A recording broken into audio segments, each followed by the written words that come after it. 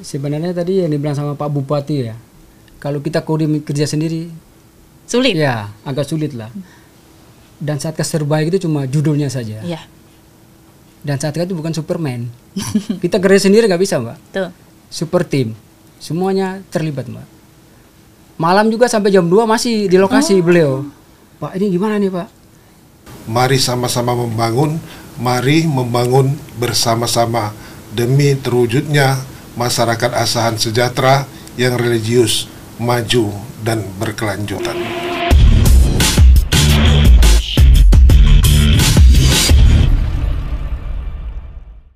Hai sahabat Kartika Podcast TNI Angkatan Darat, rasanya hari ini saya senang dan bangga sekali karena narasumber saya kali ini baru saja dinobatkan sebagai Dansatgas terbaik dan juga juara 1 lomba karya jurnalistik Tentara Manunggal Membangun Desa ke-124 di tahun ini. Dan langsung saja sudah hadir bersama saya Letkol Infantri Muhammad Basarewan selaku Dandim 0208 Asahan dan juga yang terhormat Bapak Bupati Asahan Bapak Taufik. Selamat datang, izin. Terima kasih, Mbak. Sebelumnya saya ucapkan selamat Dandim atas juara 1 LKJ-nya di tahun ini dan juga dinobatkan sebagai Dansatgas terbaik. Tepuk tangan dulu. Nah sebelum itu Dandim, untuk mendapatkan posisi juara 1 ini tentu kan gak mudah ya. Karena kalau kita boleh tahu ada berapa sih peserta yang mengikuti LKJ ini dan juga kira-kira apa yang sebenarnya membuat Dandim bisa menjadi juara 1? Baik, terima kasih, Mbak ya. Dari Satgas TMMD ke-124 ini ada 50 Satgas kabupaten maupun kota. Mungkin kriteria untuk menjadi juara itu sebenarnya semua Satgas sama lah. Semua Satgas terbaik, Mbak. Cuma di antara terbaik ada yang terbaik lagi, Mbak. Jadi pengalaman kita untuk menjadi Dansatgas terbaik itu ada beberapa kriteria. Yang pertama mungkin ada istilahnya checklist atau daftar penilaian yang harus kita laksanakan. Contohnya untuk LKJ ya, ada 3, ada elektronik, online, maupun media cetak. Kami yang kendala di daerah itu rata-rata media-media itu harus kita verifikasi dulu, Mbak. Apakah ini sudah terdaftar di media pers atau belum? Itu syarat utama mungkin dari rekan-rekan media mungkin udah tahu ya, Mbak. Kita verifikasi dulu, terutama media online atau media cetak. Karena beberapa kali kami ikut lomba terkendalanya tidak terverifikasi, Mbak, ke Dewan Pers terutamanya itu. Demikian, Mbak. Jadi ada tiga kategori ya. Dan juara 1 ini menyangkut ketiga-tiganya ini. Betul sekali, Mbak. Luar biasa. Dan itu apa yang diangkat oleh Dandim? Kok bisa sepertinya jadi menarik untuk mungkin juri atau dalam penilaian sehingga ketiga kategori itu masuk? Baik, terima kasih, Mbak. Penilaian yang kami ngambil itu ada 3 aspek. Yang pertama itu fisik, non fisik sama keunggulan. Kalau fisik seperti biasa lah, Mbak.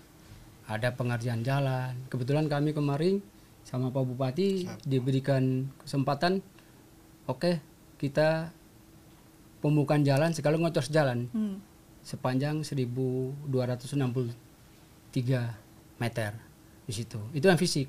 Kalau yang non fisik ya seperti biasa lah, Mbak.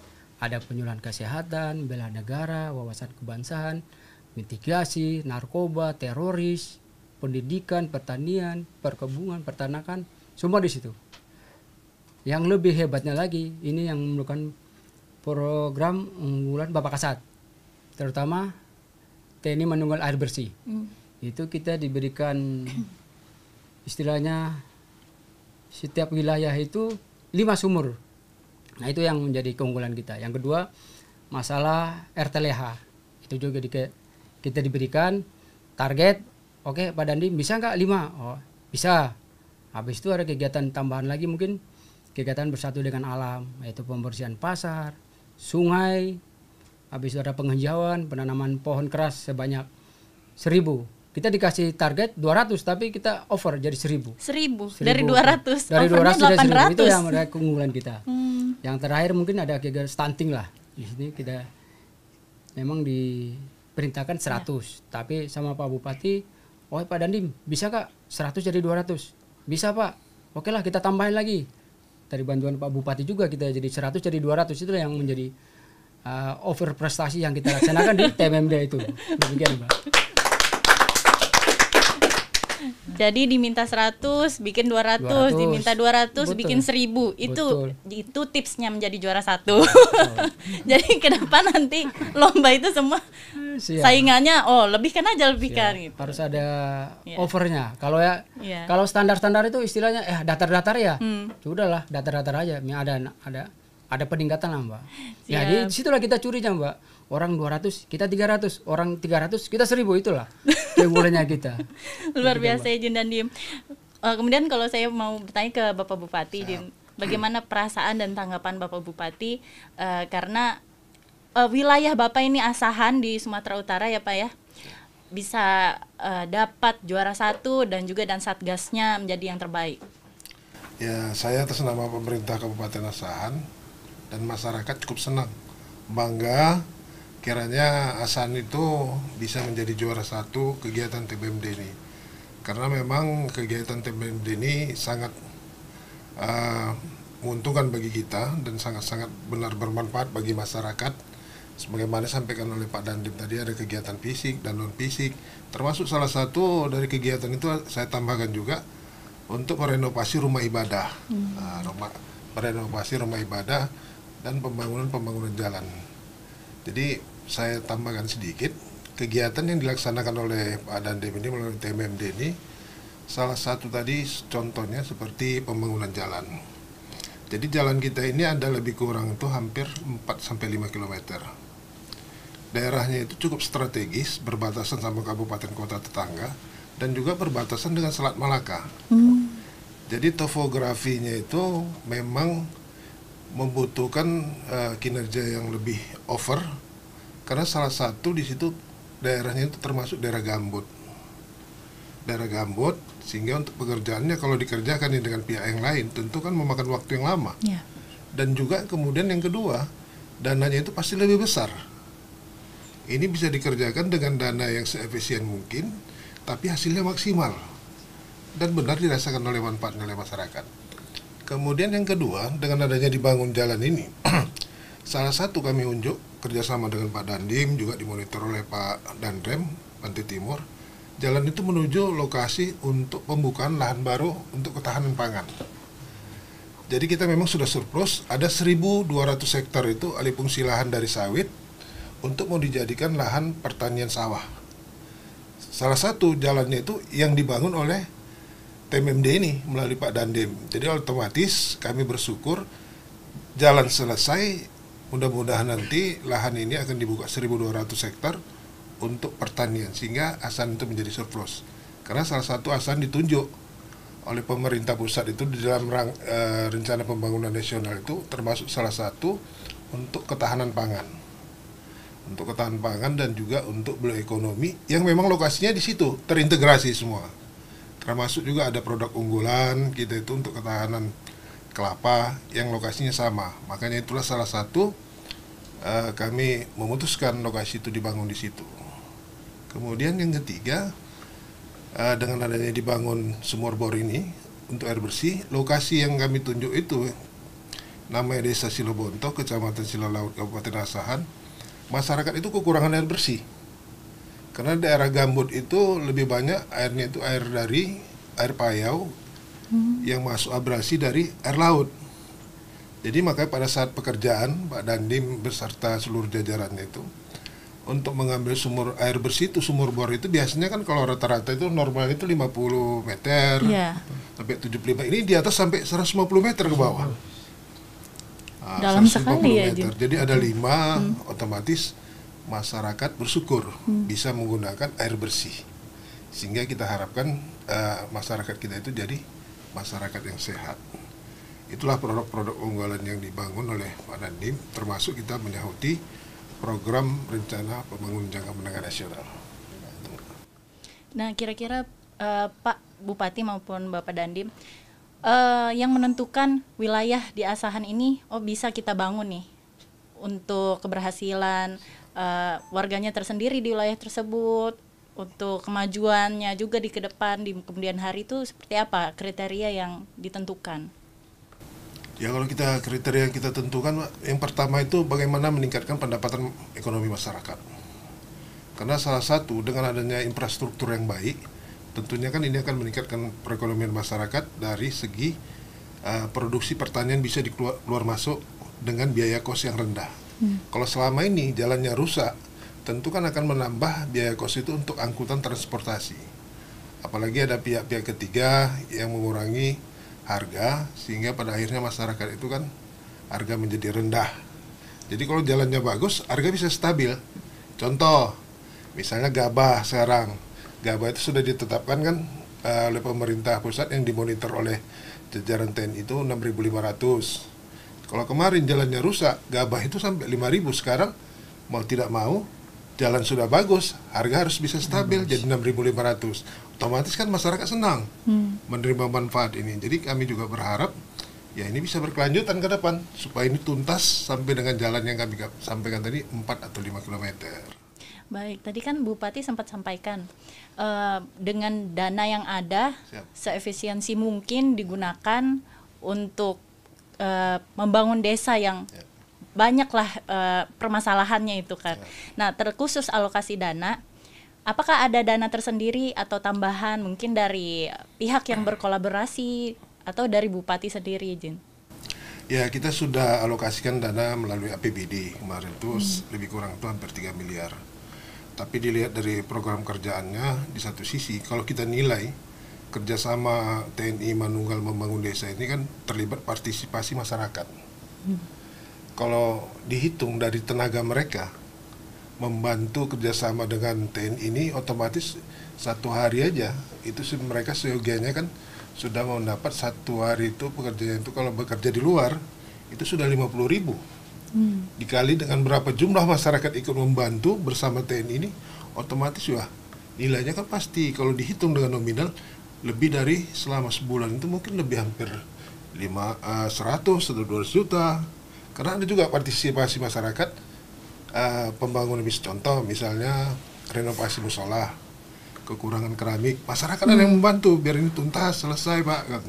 Untuk pelaksanaan TMMD yang kemarin dilaksanakan di Asahan itu butuh berapa lama untuk membangun? Tadi ada sumur punya target 5, yang tadi juga harusnya 200 bikin 1.000. Nah, mungkin kan ada waktu yang dibatasi ya, Bapak izin. Betul. Nah, untuk dilebihkan seperti itu apa waktunya tidak kurang? Jadi untuk alokasi waktu dengan kemampuan yang ada itu kan kita diberi waktu 1 bulan. Ya. Di situ kita bisa membuat suatu perencanaan. Oke lah, ini contohnya butuh waktu 40 hari. Nanti ada kegiatan per TMMD aja. Contohnya kalau jalan ini butuh waktu 1 bulan, berarti ya kita buat per TMMD mungkin 14 hari sebelum pelaksanaan. Kemarin kami pelaksanaannya tanggal 6 penutupannya 4 Juni. Jadi 1 bulan itu sebelum 1 bulan udah ada pekerjaan pra sebelum pelaksanaan pembuangan itu.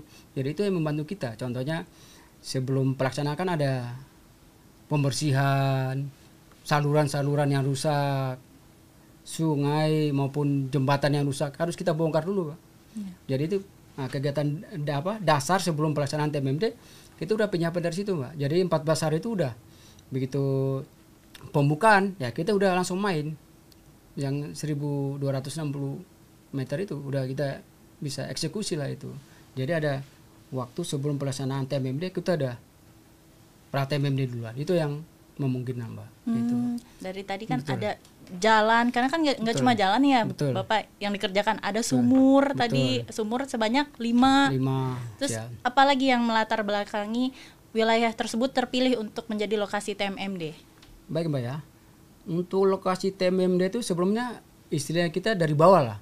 Ada 3 tempat yang diajukan dari Sekupayang, Pak ya, Mandoge maupun dari Silobonto. Dari 3 itu akan turun tim teknis lah untuk ngecek. Oh gini-gini dengan anggaran 3 miliar mampu nggak? Habis itu kami bawa ke tingkat kecamatan maupun kabupaten. Disitulah musrembang itu baru kita duduk bersama Pak Bupati semuanya duduk. Disitulah Pak Bupati nyampaikan, Pak Dandim, itu kan rencana akan kita buat lahan pertanian 1.200 hektar. Boleh nggak kita buat TMMD di Silobonto? Bolehlah, pas lah. Itu kan salah satu program dari Presiden juga untuk ketahanan pangan, Pak ya. Disitulah. Nah, di situ kan kita bahas dan sebagainya. Jumlah personilnya, Mbak, kalau TNI naik 150, Mbak. 150 itu dari Polri, dari Angkatan Laut. Udah gabungan tuh Gabung 150. 150. Jadi tidak bisa kita kerja, satu titik selesai, pindah. Enggak. Semua kita mainkan. Bersama. Kita gerakan semua bersama. Tapi ada leadernya di situ. Contohnya di Sumurbor ada 5 orang leadernya. Dari TNI, Polri, masyarakat ada. Nanti di RLTH ada lagi. Di musola, rehab musola ada. Di Pamungan MCK ada. Jadi semua berjalan. Tidak per titik main selesai pindah. Ini enggak. Langsung per titik. Jadi, berarti 150 personel itu terbagi di banyak titik. Betul Mbak. Itu 150 pun dibagi, Mbak. Ada satgasnya, yang bagian staf administrasi, ada yang bagian tim penyuluh, asistensi dari Polri, dari Pemda, dari masyarakat ada. Yang kerja itu 110 orang. Nah, itu yang dibagi per titik itu. Nah, dibantu sama masyarakat tadi bilang. Dari anggaran 3M, kalau dipikir-pikir tidak mungkin lah. Dengan waktu 1 bulan selesai semua itu. Nah, kita alhamdulillah dibantu sama masyarakat. Dengan kemendungan kita dari masyarakat, nah itu yang menjadi positifnya kita untuk TMMD. Kalau kita orang kontrak ya dibilang tadi Pak Bupati ya, upahnya udah melebihi. Ini tidak, gitu Mbak.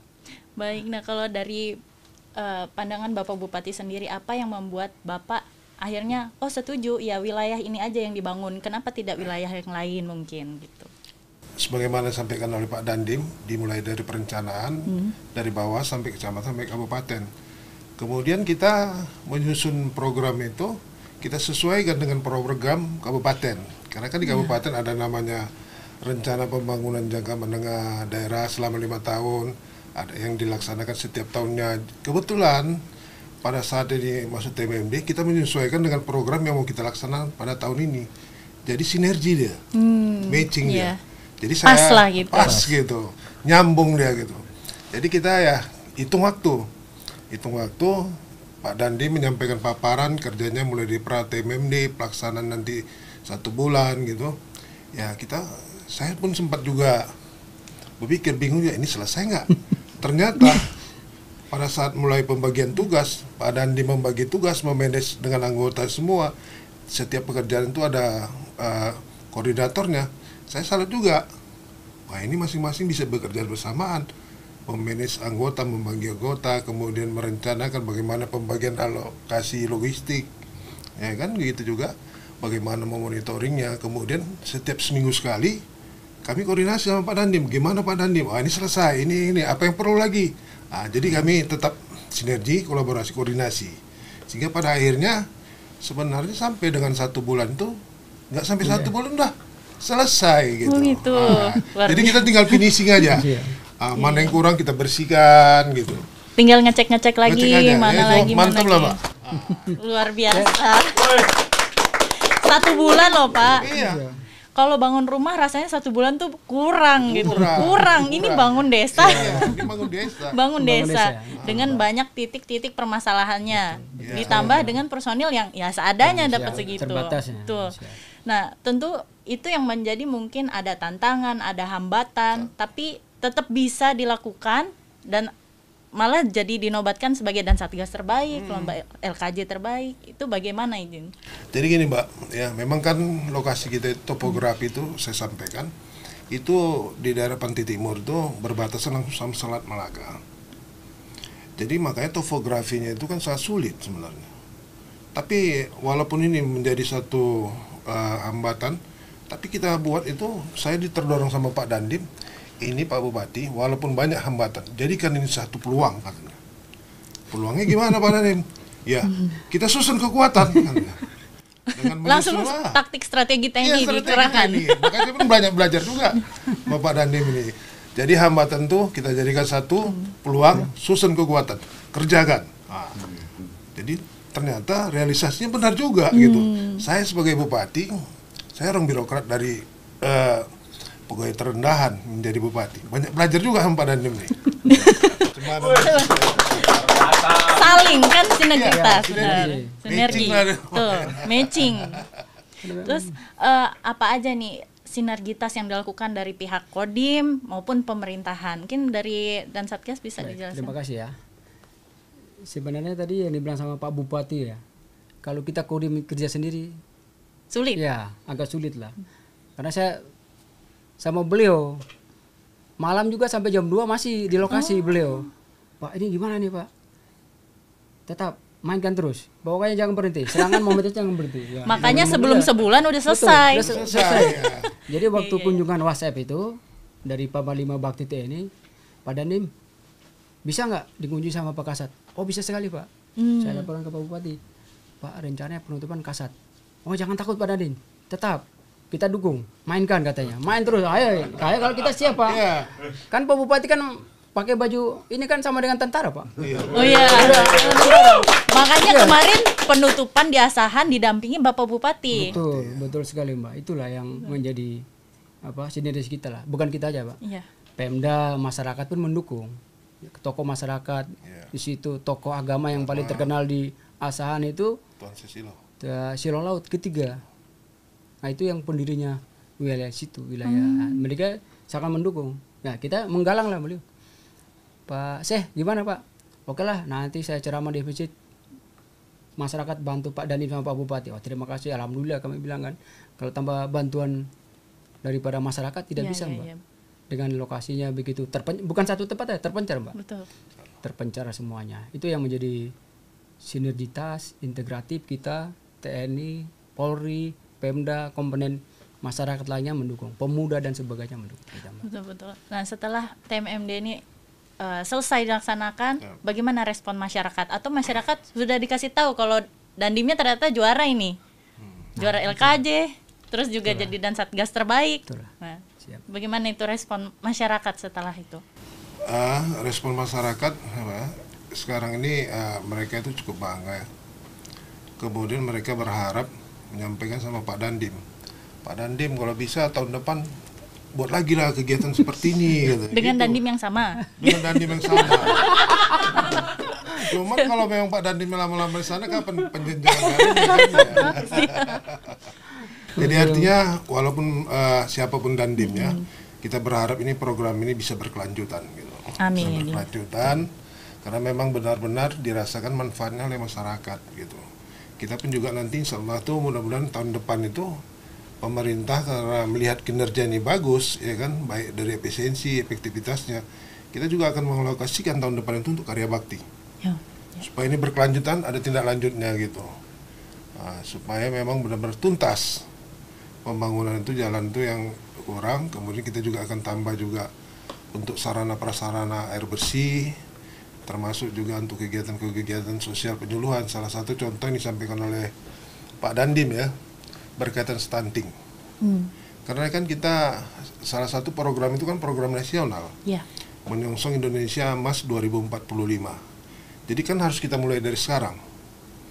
Mulai dari ibu hamilnya, diberikan penyuluhan bagaimana untuk menjaga keseimbangan tubuh itu supaya mereka sehat, diberikan makanan yang bergizi gitu, bahkan diberikan tambahan darah, vitamin untuk menambah darah supaya menjaga stamina sampai ibu hamil itu melahirkan.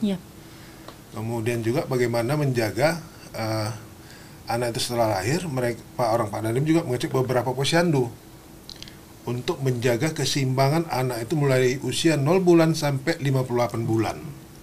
Supaya mereka tetap terjaga fisiknya itu jangan masuk kategori stunting.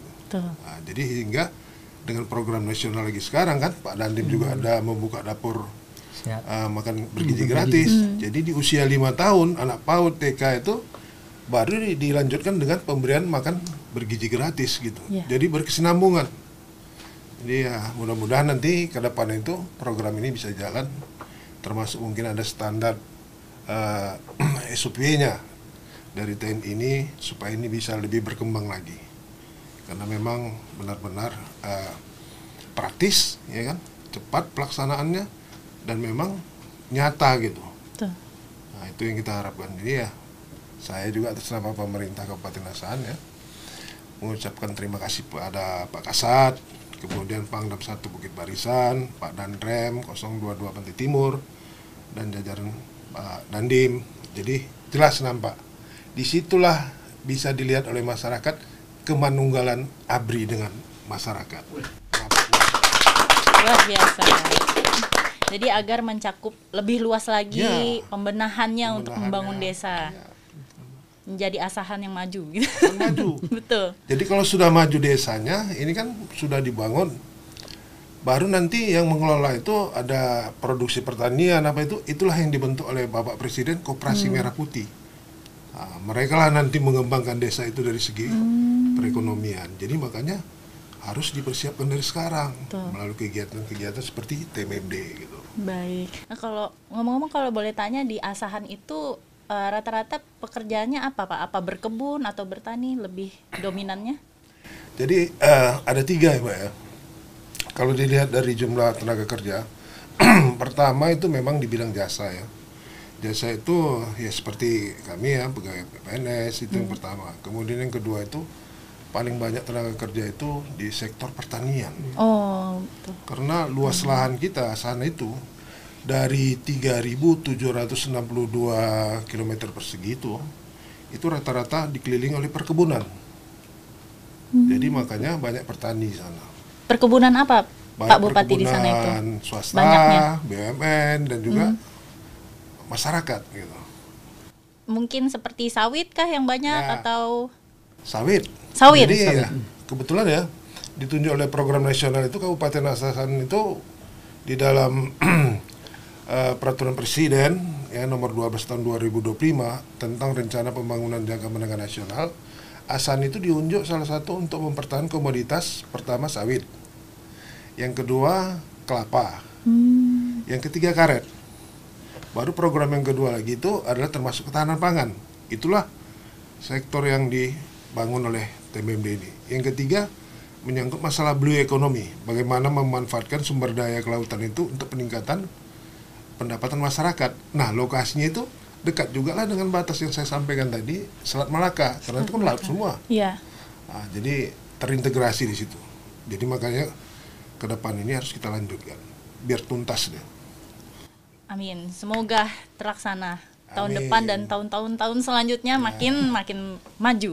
Makin maju. Betul. Nah, kalau untuk Dan Satgas sendiri, untuk Pak Dandim, setelah dinobatkan sebagai Dan Satgas terbaik, apa mungkin harapan atau rencana-rencana berikutnya agar TMMD ini sukses ke depannya dan mungkin bisa dicontoh oleh dandim-dandim lain atau desa-desa lain? Terima kasih Mbak ya. Ya.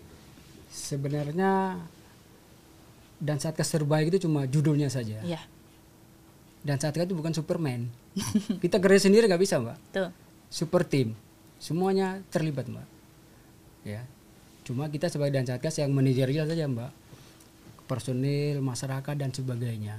Kita pun bersyukur lah dibilang Dan Satgas sebagai modal kita untuk ke depan.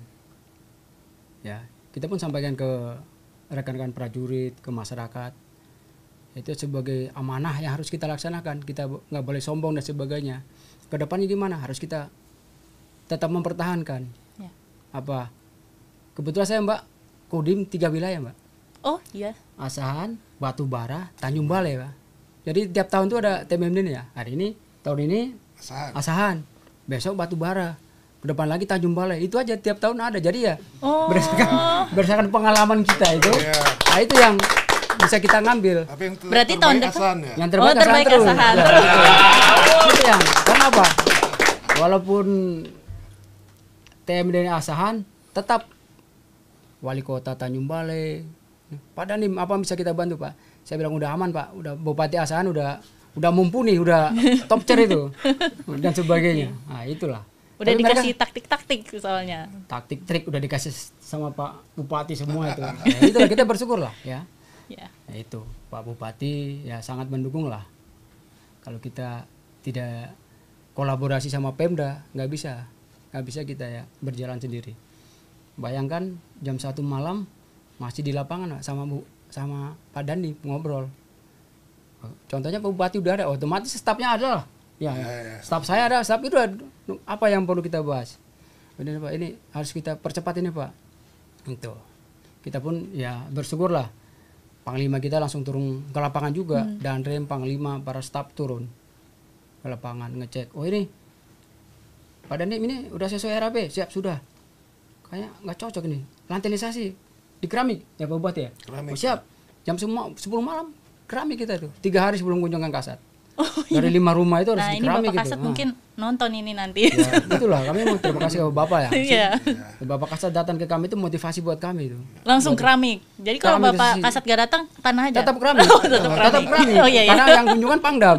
Oh iya, oh iya betul. Pak Dandim, kita keramik, siap laksanakan. Perintah ke staf, malam ini jam 10 keramik udah nyampe, langsung dikerja. Waktu 3 hari Mbak. Jam 10 keramik selesai jam berapa Izin? 3 hari dikasih waktu, dikerja tuh. Kan personil kan nggak pulang, tidur di rumah-rumah masyarakat. Di rumah masyarakat tuh ada 7, ada 8. Iya. Ya disitulah mungkin kerja. Kalau siang mungkin karena hujan, kadang-kadang kita kerja malam, itulah. Masyarakat Itu yang juga bantu ya. ya Pak. Masyarakat juga bantu. Masyarakat juga bantu iya. di situ, ada yang bakar ayam, bakar bebek. Pokoknya udah kayak Berarti logistik aman lah ya. logistik alhamdulillah aman. Jadi tabungannya personil aman dia. Itu dari Iya, daerah iya, Mbak. betul. Itu, Mbak. Baik. Nah, untuk dari Pak Dandim sendiri mungkin ada pesan yang ingin disampaikan oleh semua pihak yang terlibat dalam kesuksesan TMMD ini. Baik. Terima kasih ya. Saya ucapkan terima kasih kepada terutama Bapak Pangdam 1 Bukit Barisan yang telah memberikan motivasi, dukungan kepada kami selaku dan Satgas TMMD ke 124. Yang kedua Bapak Danrem 022 Pantai Timur juga tetap mendukung kami, tetap memberikan semangat, tetap memberikan motivasi kepada kami harus berbuat yang terbaik, sesuaikan dengan yang ada. Berbuat terbaik, tulus dan ikhlas, itu yang penting. Yang berikutnya kepada Pak Bupati, Pak Kapolres, Pak Ketua DPRD, Kepala PUPR, dan seluruh OPD Pemda yang turut membantu kami di lapangan dengan semangat integratif, kebersamaan, sinergitas, ya semua bisa dilaksanakan baik. Yang paling utama masyarakat Laut Cilobonto, Kecamatan Asahan. Mereka semangat sekali dengan TMMD ini. Kalau bisa tahun depan TMMD lagi Pak. Bisa TMMD lagi Pak. Kenapa? Dengan ada TMMD, sosialisasi masyarakat tetap terjaga. Malam kampung itu jadi ramai. Ada duduk-duduk di pos kamling, ada yang duduk di masyarakat, berinteraksi dengan baik. Demikian Pak. Mungkin dari Bapak Bupati ada tambahan? Baik, terima kasih. Saya atas nama pemerintah Kabupaten Asahan mengucapkan terima kasih kepada Bapak Kasat, Bapak Pangdam 1 Bukit Barisan, Bapak Danrem 022 Pantai Timur, dan juga khusus ini kepada Pak Dandim ini yang telah membangun kerjasama dengan pemerintah Kabupaten Asahan dan forum koordinasi pimpinan daerah dan juga stakeholder yang ada di Kabupaten Asahan, dan juga membangun kebersamaan dengan masyarakat di dalam TNI Manunggal Membangun Desa, yang merupakan wujud daripada tema semboyan slogan pemerintah Kabupaten Asahan, Rambate Rataraya, mari sama-sama membangun, mari membangun bersama-sama demi terwujudnya masyarakat Asahan sejahtera yang religius, maju, dan berkelanjutan. Luar biasa.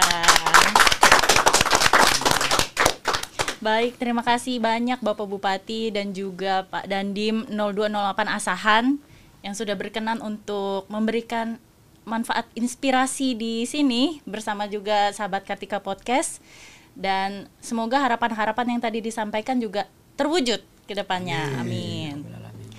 Baik, dan terima kasih juga kepada sahabat Kartika Podcast. Jangan lupa untuk saksikan terus episode Kartika Podcast selanjutnya. Dan semoga ini menjadi inspirasi untuk kalian semua. Terima kasih, Pak.